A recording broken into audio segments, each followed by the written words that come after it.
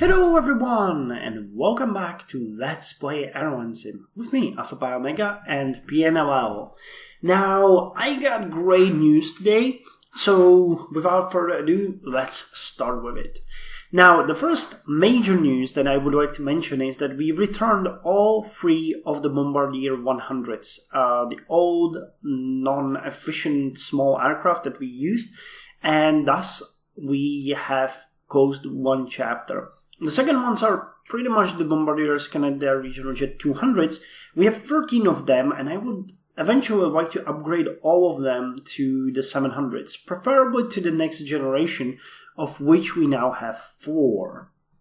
However, there's also one new thing, and that is we now have a Boeing 757-200 extended range, a very old one. It's just a test aircraft. I paid, I don't know, 400,000 in deposit for it, and I'm paying about 400 in leasing every month, every week for it. But this guy allows us to revisit the long-haul market. I am again started flights to New York and to Miami, which is a new destination for me. There's not that big presence of my partner in crime, in this case, of Air Cheese. They got like 744 departures there, but a big airline has actually bankrupted in New York. So I was thinking that it might be a good idea to start flights there. And the second destination, which is Miami, Miami International actually, is one of the strong hubs of Air Cheese company. So I'm hoping these two will work out. Now it's really just a test to see how the flights will do. I'm actually really hyped about the flight from New York because this is just one booking. You know, it immediately got full business and cargo, and it has over half full economy. So if that works, New York might be here to stay. Now, Miami, we don't know. We'll see tomorrow how it's going to roll out. But for both flights, both to New York and Miami, I have a 100% rating. So if it's not possible, then it's not possible. Now, the New York one would be pretty cool. I'm going to show you the math behind it because we're paying what? How many seats are we missing? We're missing 67... so we're missing 53. That's 18,000, and we're paying about 370. So each flight of these could get us 14,298. If we had that every day, and this is the profit for a week, so that's 200,000. It's going to be much less. I would say around 150,000. But that would be cool because for the interlining with Air Cheese, we're currently paying 240,000. Now, if the Miami sticks as well, this will pay for that situation. And there's a number of other places where we could fly to, like I think Dallas-Fort Worth is one of their hubs. Yeah. And other destinations like Orlando, I checked Washington would be good, and stuff like that. So we'll see how it works. And I want to get ahead of myself, but if this happens, I think as 767-200 would be good to take. There's a number of them on the market. I'm going to show you the aircraft type evaluation so that you know what I'm speaking about. Let's take Miami, for instance. That's a better example. We are currently using this type of aircraft for it. 757, where are you? 200. And I would be using this one. So you can see that at this point, the 757 is losing a bit more money. I'm just not going to change anything here just to show you. In case they were 10 years old, the 767 already prevails. And there's a number of them on the market of this age.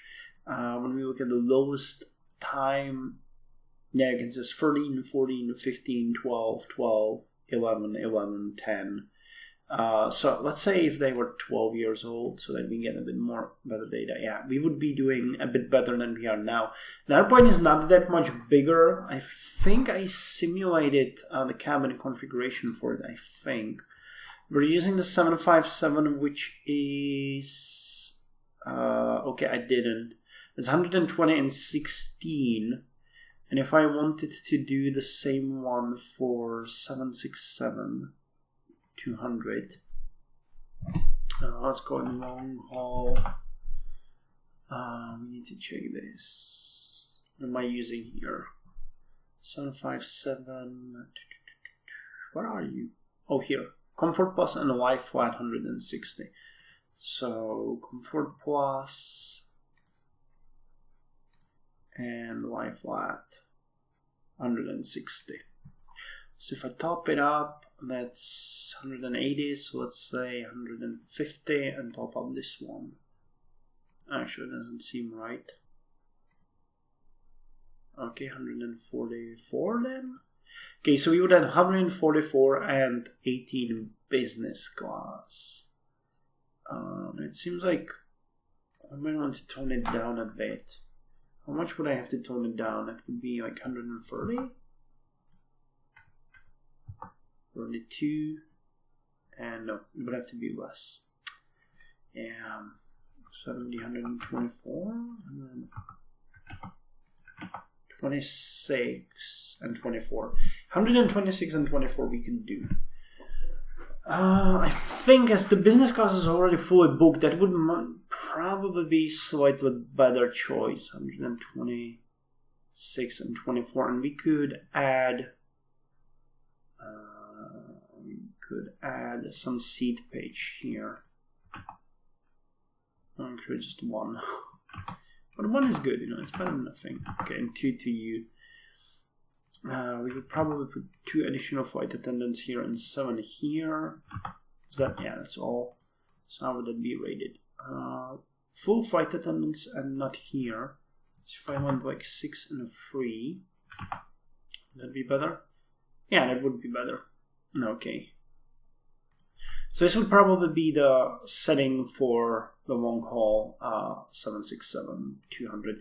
And it opens the route to 767-300s, but I'm not sure about how that one's going to do. Now, for now, the route to Miami and New York is not a daily route. We're flying to New York 4 times per day, and we're flying to Miami 4 times per day.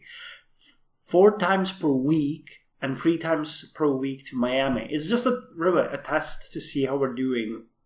But as the New York route starts to look really decent, I decided to contact Helvetia and ask him if he wouldn't be able to provide me with Air 321 Lite. The reason for that is because mostly where I'm going to fish for passengers here is in Eastern Europe. So Petersburg, Moscow, this is Samara, Minsk, Kaliningrad, and other places. I already checked that many of these places have a morning flight with an Airbus, which is good. Like Belgrade has an A318, that one could be strengthened. We could upgrade, where is it? Kaliningrad could be upgraded. Not London though, that doesn't make sense, but Minsk definitely. And some other places too. Moscow, St. Petersburg could be... What is Moscow? Moscow Sheremetyevo. Yeah, that's the one that has A319 in the evening. So the thing is, I would like to get here, for example, A321, get the A320 to, Belgrade. The A319 that's flying to Belgrade would go somewhere else, and we, create a lot of extra additional feeder possibilities for the long haul flight, which is always departing at 6 o'clock in the morning. So, but that's just a plan. I'll see what Helvetia is going to suggest. I'm not really swimming in cash right now, even though we're doing good on income. I keep increasing my expenses again, and my income isn't really all that increasing. So you can still drop back to 12% margin, and I should really make sure that I don't go overboard, because just the A321 is going to be like $3 million investment. So I got 400,000 in the 757 this week, and I got about 500,000 from the Canada Regional Jet 100s. So I'm planning to get an A321 next week, so that it will be covered by this and last week's expenses or income. Now we're doing really good. Our company's net worth is over 55 million right now, which is great. I'm happy with that.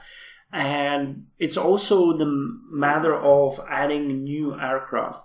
I added 3 actually. I added a new A318 and a Canada Regional Jet 1000. And then I added a new generation Canada Regional Jet 700. So I'm going to show you the changes that I've done in our flight plan. Mostly what I did is I upgraded Kaliningrad from Canada Regional Jet 700 to A318, and I upgraded Berlin from Canada Regional Jet to A318. There's no cargo really, but it's pretty good. I'd also like to show you the inventory. So in Kaliningrad, it was a big increase, but you can see that it's handling that pretty well. We have mostly full flights, so that's pretty good. More feeder traffic for us. Berlin was okay as well, as far as I remember. Let me check that here. Yeah, you can see Berlin is also fully booked, so that is awesome. It's actually pretty good. I could probably increase the prices. Do we have Berlin? Do we have some old aircraft on that? No, just the new ones. So let's increase it slightly on both ways. We don't really need to go down that much. I already have the 85 and 200. Yeah, I did. So let's go 90 and 200. Sure, let's go 88. I don't want to go overboard here. And 88 and 165 here. Okay, that seems good. It's still lower than what it used to be, but it's fine. And what about the Kaliningrad? Are we flying? Yeah, we still do fly once per day with an older aircraft, so let's not increase it there yet. Now, I took over a route to Milano Malpensa from Helvetia Air. He suggested I keep that route going, so I did. It's actually not a really good thing so far, but it has really high differences. You can see that I had 2 fully booked flights in the beginning, and now I'm having these. So I don't really know what the problem is. Did I lower the price? Oh yeah, I did. I did lower the price. Okay, it makes sense. And I think I should lower business class a bit more. So let's go with 140 and 400. Yeah, it's making a big difference. Oh, not 4,000. So Milano will stay. I'm just going to keep it. It's not a very profitable route. I think we're actually losing a ton of money, but we're getting quite a lot of traffic from that. So strategically, it's staying. I started a new route to Cologne, which is doing great. I think we should have started that route a long time ago. There's no competition on this route, so it's pretty much mine both ways. I'm actually going to increase the prices slightly here because I started flying really under the usual price. Okay, cool. So Cologne is good. That one's gonna stay. It's a good moneymaker. We upgraded Donetsk. Both of the routes that we had there were upgraded to Canada Regional Jet 1000. So let's check how they're doing. It's an increase in capacity and inequality as well. Okay, it's handling it pretty well, I think. Yeah, sort of good.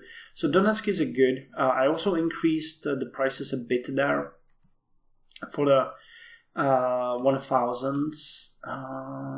Then, we started flying to, what is this? PMO? What? Oh, that's Palermo. Okay. So we started flying to Palermo to the Italian guy. You guys probably remember him. Wait, that's supposed to be interlining. the Compagnia Azzurra. He's now located in Palermo, slowly adding more flights. My feeder traffic is looking fairly good. We're getting tons of feed from him, and I think to him as well. Yeah, to external connection, to my connection. Wait, what? That's the other way around. I would have expected a bit more here. From external, from only feeder. Okay, so we're not getting any connection, it seems. So you know what, I'm just gonna... How are we doing on the rivers? We're getting almost fully booked. Can we drop the price slightly? Yeah, we can. Okay, so let's drop it to, say, 150 and 150. We'll see.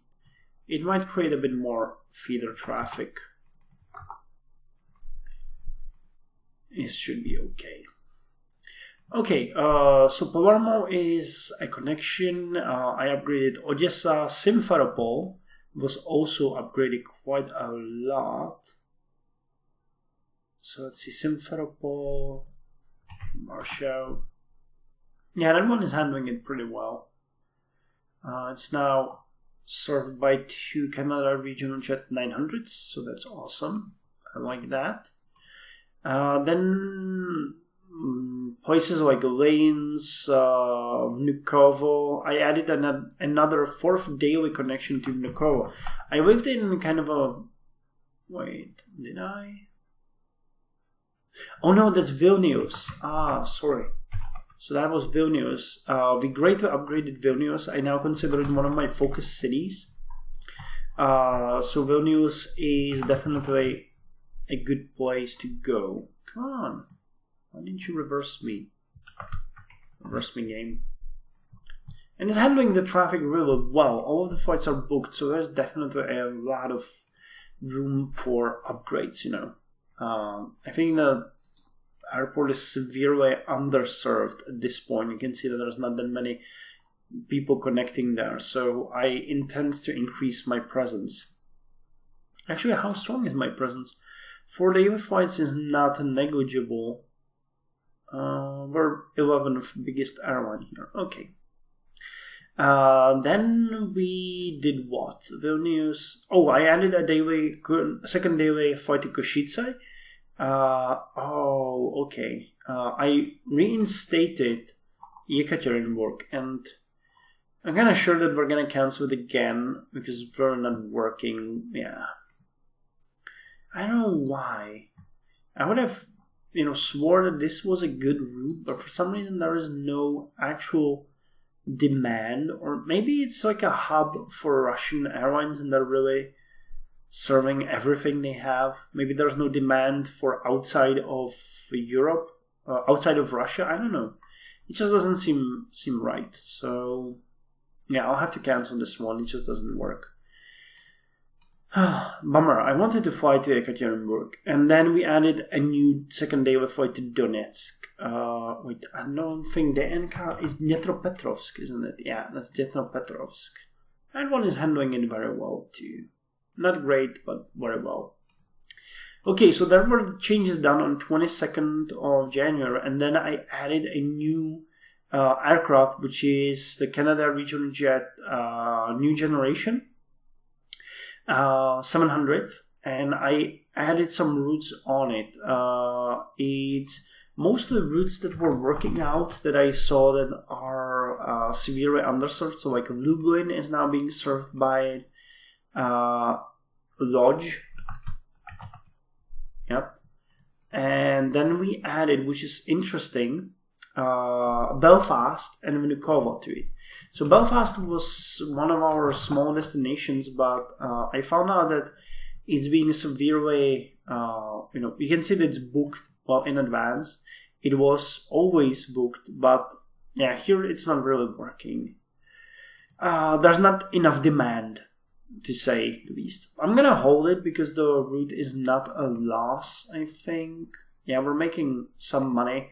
But it's definitely not a candidate for further upgrade. We're actually hemorrhaging money on the return, I'm pretty sure. Yeah, we are. Okay, so that one's gonna stay, but whatever. And I opened 2 new routes with the Canada Regional Jet 200 long range. The long range actually served the 4 destinations that you see above, Lodz, Lublin, and Belfast and Vnukovo. And I added this Canada Regional Jet 200 on 2 long-range routes, just for giggles. And actually, one of them is working extremely well. I'm super surprised by that. And that is Tehran. Tehran is immediately fully booked on both, well, actually not on the return, it seems. That's weird. But on the outbound, it's immediately fully booked. So I signed an international agreement with the company that's located here. Yeah, I think there's not a good connection to the outbound flight. The local company is called, I think it's Air Persia, yes. And they're, interestingly, they're only serving the very near area. They're not flying anywhere else. They're just like a local provider, pretty similar to me, honestly. So they're flying to all of these destinations, even though they have 82 aircraft, and they have no long haul or one medium haul service, which is to Istanbul.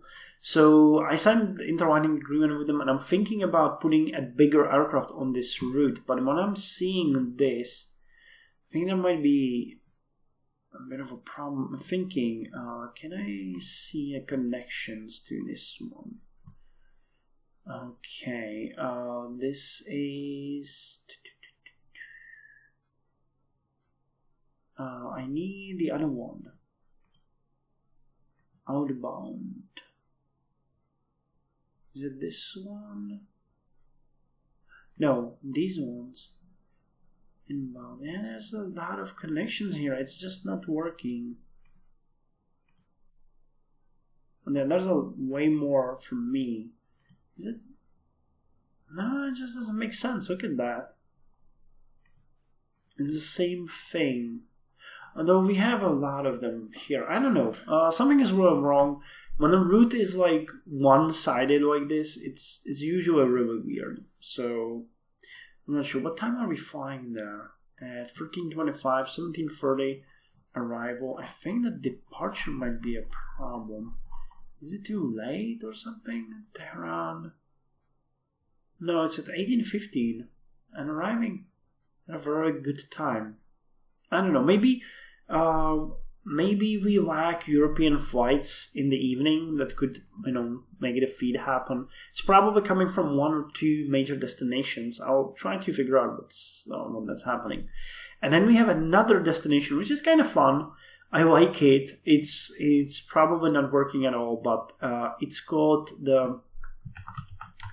Vagar, and it's located in the Fire Islands. Yeah, it's not. There's absolutely no demand. We're just flying empty. So I have to cancel this one too. But I like that idea of flying there. It's like a little island up here. Yeah. So I'll have to cancel that one and find a different destination, probably in Spain, someplace. It's gonna work out fine, but I wanted to test it out. It's such a nice little airport. I checked it on Wikipedia. There's a little article about it there. I guess that's all for now. Fingers crossed, guys, for the 757. I'm really hoping that it's gonna work. If it does, then I'm gonna add the A321 next week, probably on Wednesday. This is the time that I announced I would like to put it out. And if that is okay, I'm gonna, and if the 757 works, I'm gonna switch it to a 767-200 when I can, depending on how the booking numbers will look. If it's full, then the 767 definitely.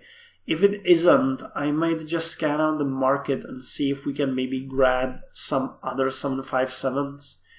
There are none here. I already checked that if we wanted to use the other one, the 757 200 IGV, we couldn't because it's just too far.